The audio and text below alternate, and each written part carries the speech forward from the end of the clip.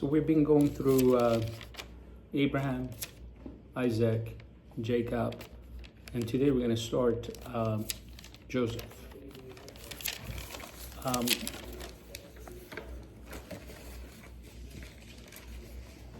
We know that Abraham walked with God. God told him to walk before me and be blameless, and Abraham walked with God.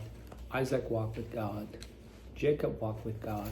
Now Joseph is choosing to walk with God. There are other people that chose not to walk with God, right? Jacob had a brother named Esau. I don't think he walked with God. And Joseph had brothers, some of which I don't think walked with God. But we know that when Jacob is talking to Pharaoh in chapter 48 of Genesis, you don't have to turn there. It says in verse 15, and he blessed Joseph and said, this is Joseph saying it, the God before whom my fathers, Abraham and Isaac walked, the God who has led me all my life long to this day. The angel who has redeemed me from all evil, bless the lads. He's saying something here. He's saying that my father Isaac walked with God, my grandfather Abraham walked with God, and clearly Jacob walked with God. And as we journey into Jacob's son, Joseph, he walked with God. So today's focus is going to be on one thing. The title of the message today is, what is the most precious thing you have?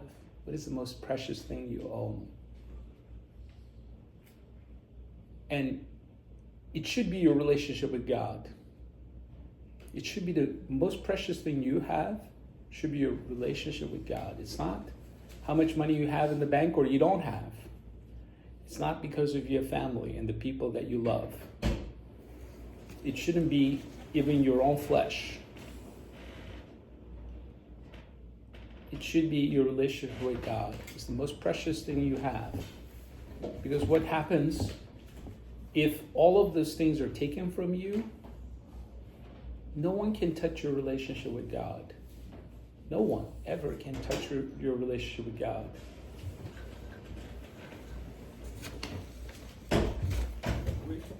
We're going into Joseph. Joseph starts, because I'm going to tell you the story a little bit and maybe we'll read here or there. But Joseph starts, he's born into a large family. As you guys know the story, I'll refresh it. And he's one of his father's favorite, because Joseph was born to Jacob at an old age from the wife that he initially wanted to marry. So he makes a coat for him, colored coat, as a gift. In chapter 37 of Genesis, he has two dreams back to back. One of which, he says, he wakes up, he tells the story, he says, my sheaf was raised up and all the other sheaf came and bowed to it. And the brothers interpret this as someday Joseph is going to be a great person and his brothers are going to come and bow to him. So they got upset with him. Later on, he has another dream. In this dream, the sun and the moon and the 11 stars are bowing to him. When he tells it to his family, now his father is upset with him. He rebukes him. What are you telling? We're going to be bowing to you? This is all happening in chapter 37 between verse 5 and 11.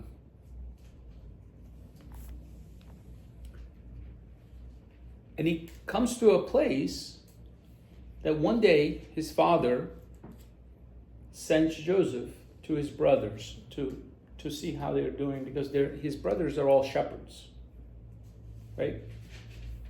And they're following the sheep. Instead of, the sheep need grass.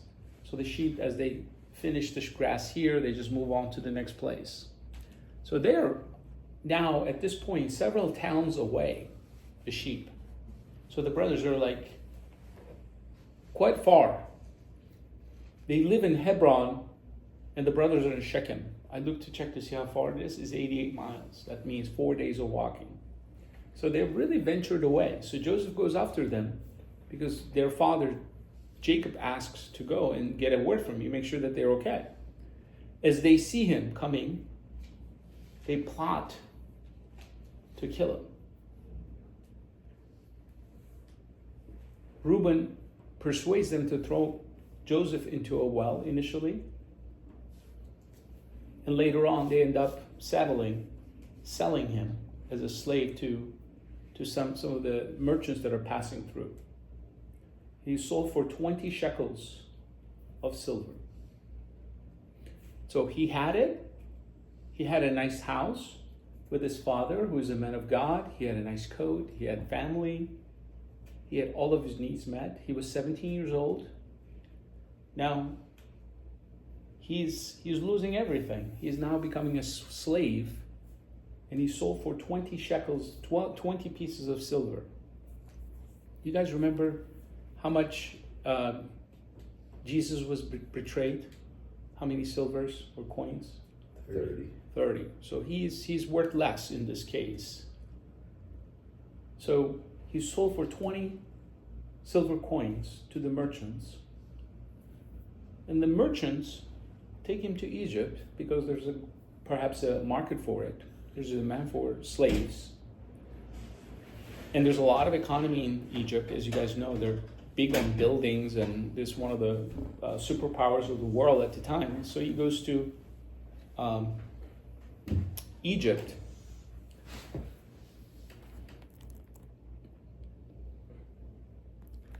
And the brothers kill a goat, take his jacket, dip it in the goat's blood, take it to their father and say, "Hey, is this your son's jacket?" Jacob says, "Yes. I think your son was killed by wild animals." So they're all of his brothers. At this point, I believe there's 10 of them, because Benjamin is young, so I think he's still at home. 10 of them go to their father and look at their father and lie to his face that your son is killed. Is that so? Is that the truth? Was he killed? No. What did they do? They sold him for 20 coins. His father will weep for him for more than a decade because he believes that he's dead.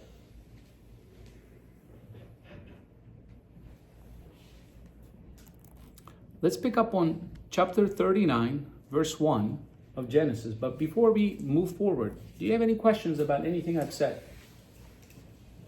Is the story clear to you guys? And as far as history goes, if you're a history buff, this should be happening around 1800 BC-ish, before Jesus. 1800 BC-ish, around that time. Because Abraham was around 2000 BC. Isaac, Jacob, probably brings up to 1800s. So this is like around 1800s. And they will be in Egypt for 430 years. Eventually, all the Israelites are going to move into Egypt, and they're there for 400 or 430 years, and they come out around 1400. So it puts us into some sort of timeline. So we're going to pick up here at Genesis chapter 39, verse 1. It says, "Now Joseph was taken down to Egypt, and Potiphar, an officer of Pharaoh, the captain of the guard, an Egyptian, bought him from the Ishmaelites, who brought him down there. The Lord was with Joseph, and he became a successful man. He was in the house of his master, the Egyptian. And his master saw that the Lord was with him, and that the Lord caused all that he did to prosper in his hands. So Moses found favor in his sight and attended him, and he made him overseer of his house and put him in charge of all that he had. From the time that he made him overseer in his house and over all that he had, the Lord blessed the Egyptian's house for Joseph's sake. The blessing of the Lord was upon all that he had, in house and field. So he left all that he had in Joseph's charge, and having him, he had no concern for anything but the food which he ate." So Joseph, who had a good life, right? He had a father that loved him, a beautiful coat to honor him and to make him feel great. He had brothers, he had food, he had safety and all that. and he loses all. He becomes a slave.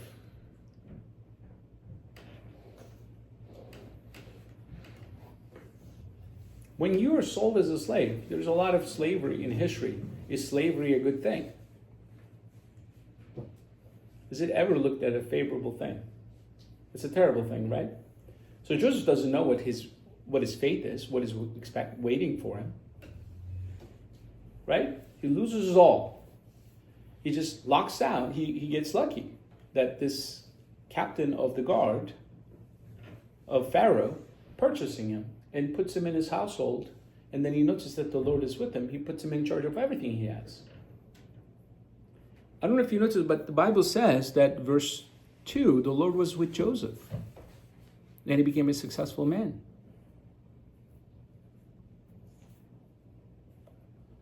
And if you read that, you're going to see that the Lord is blessing this household.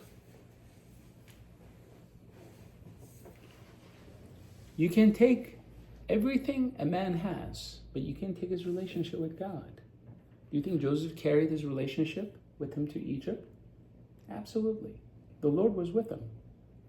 Why do you think the Lord was with him? Because he was with the Lord. The Lord was with Joseph because Joseph was with God. You're going to say, how do you know? Well, let's read on. Now Joseph was handsome and good looking, and after a time his master's wife cast her eyes upon Joseph and said, lie with me. But he refused and said to his master's wife, behold, having me my master has no concern about anything in the house, and that he has put everything that he has in my hand. He is not greater in this house than I am, nor has he kept back anything from me except yourselves, because you are his wife. How then can I do this great wickedness and sin against God?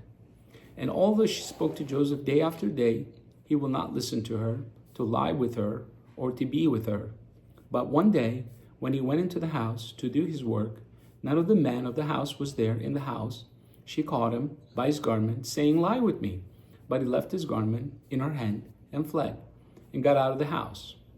When she saw that he had left his garment in her hand, and had fled out of the house, she called to the men of her household and said to them, see, he has brought among us a Hebrew to insult us. He came in to me to lie with me, and I cried out with a loud voice. When he heard that I lift up my voice and cried, he left his garment with me. He fled, got out of the house. Then she laid up the garment by her until his master came home. And she told him the same story, saying, the Hebrew servant whom you have brought among us came in to me to insult me. But as soon as I lifted up my voice and cried, he left his garment with me and fled out of the house.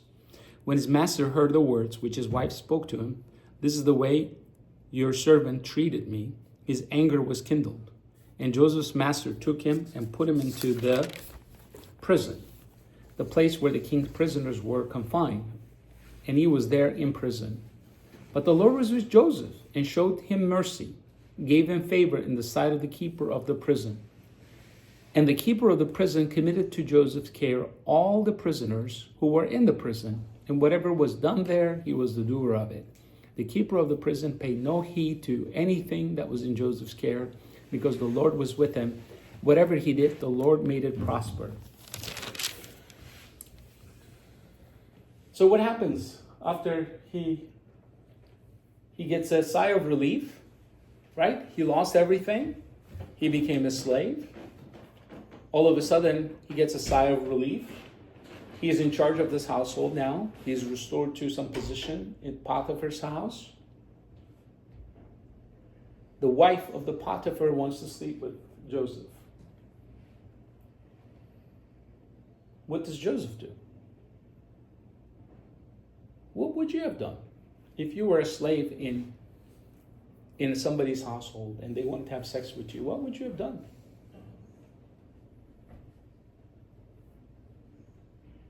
Are you asking? Just made you think. You don't have to answer it. Mm-hmm. What would you have done?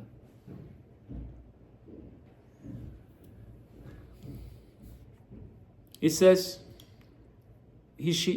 Joseph talks to the woman and says, how then can I do this great wickedness and sin against God? Who's he mindful of? Who's he thinking? Like when he says like this great wickedness, what's so great about this? What is so wicked about this thing?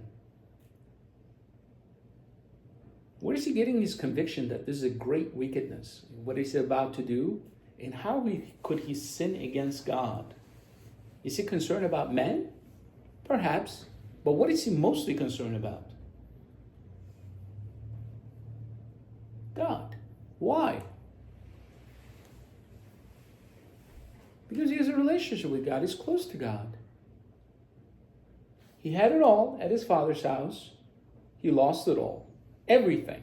He lost everything.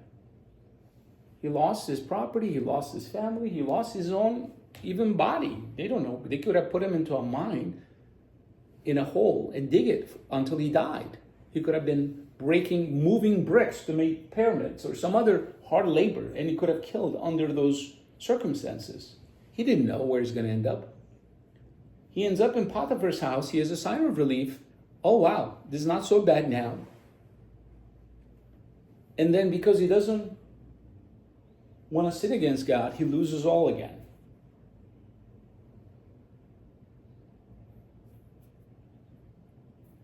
But you can never take his most precious thing that he has. What is the most precious thing that Joseph have? His relationship with God. His relationship with God. You can take everything off. You can strip him of everything. But you can touch his relationship with God.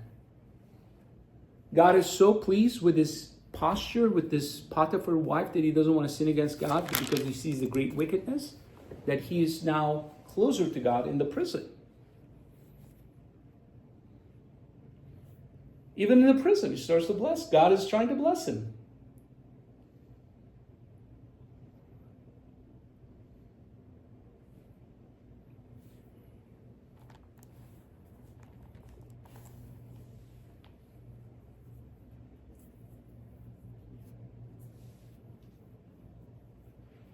Listen, we count the cost every day in our heads as a disciple of Jesus. Like, what would happen if such a thing happened to us? Is God that valuable to us that we value him above all we have, even our own lives? And why do you think he should be valuable and the most valuable thing we have, the most precious thing we have? Do you understand why? Last week, I was telling some of the guys, we went to South Jersey for Thanksgiving, right? Mr. Bradley, we were away. And so one of my relatives, my in-laws, who we see at least once a year, sometimes 2 times, sometimes 3 times a year, sometimes even 4 times a year. He's in his 40s. He goes to Amsterdam with his wife, who is also sick. The wife has an illness. This may be the last trip they're trying to do. They're in their 40s. He's on one of those river cruises, and he has this emergency, so they have to actually turn the cruise back up the river to release him back to where they started. So he goes to the emergency in Amsterdam. He discovers that one of his kidney is bleeding. And then while they're examining it, they discover the other kidney is covered in tumor, cancer. And they're trying to, as we were trying to enjoy the Thanksgiving, we're hearing news about what's going on, whether they're successful in stopping the bleeding. They cannot touch the kidney with the tumor because the other kidney is not functioning. They don't want to compromise his life. Then there was this talk of transporting him from Amsterdam to an American hospital. And how do you do that? They were talking about some special airplane with nurses on board to transport him. I was like, wow, man. I didn't even know such thing existed. And I thought to myself, what is the most precious thing you have? If it's your life, it can be taken away. You may lose it. But your relationship with God, no one can touch. And cultivate it. Cultivate your relationship with God. Why do you think God was close to Joseph? Because Joseph was close to God. The Bible says, draw near to him, he will draw near to you. God was with Joseph because Joseph was with God. Joseph drew near to God. Just like his father and his grandfather and his great-grandfather, Abraham, Isaac, and Jacob, he himself chose to walk with God. Walk before me. Abraham's faith transferred to Isaac. Isaac's faith transferred to Jacob. Jacob's faith transferred to Joseph. And he's going through, and he will lose about 13 years of his life, by the way, before he gets out of the dungeon.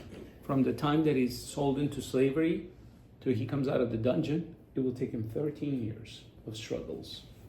Initially in Potiphar's house, and later on in this dungeon.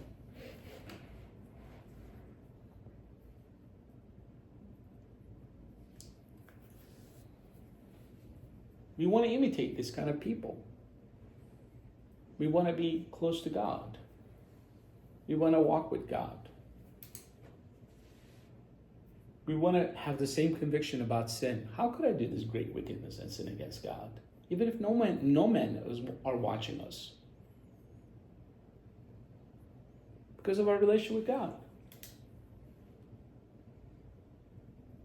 You're going to say, how am I going to have a relationship with God? I can't see you, I can talk to you, and you can talk to me. How can I have a relationship with God? God is a spirit. How do you have a relationship with God? How can you cultivate a closer relationship with God? If he's a spirit. One may ask. You need to become more spiritual. You got to feed your spirit. You got to be in the Bible. You got to be crying out to God, please open my eyes and my ears. Open my heart so I can see you, so I can hear you, so I can see that you're there, that you care for me, you love me, that you want to have a relationship with me as I want to have a relationship with you.